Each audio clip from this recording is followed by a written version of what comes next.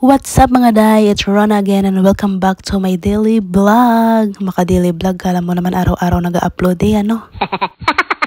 Welcome to Macau at dadalhin namin kayo ngayon sa Macau Tower Food Fest 2024 for today's video mga day. At special nga itong vlog na ito gawa ng for today's video meron kaming kasamang artista. Mother ni Aura!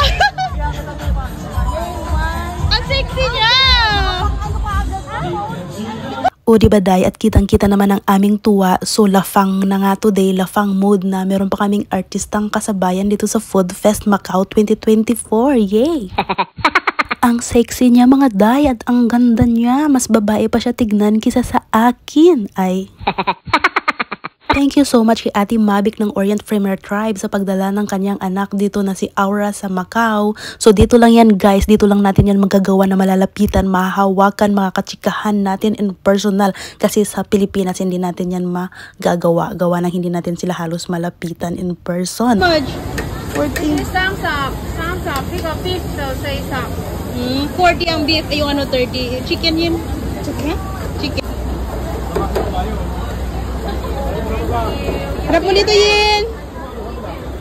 At ayan na nga ang aming mga binili sa Food Fest guys. Puro ulam, pang pulutan. Kay may alak man bit-bit mga day.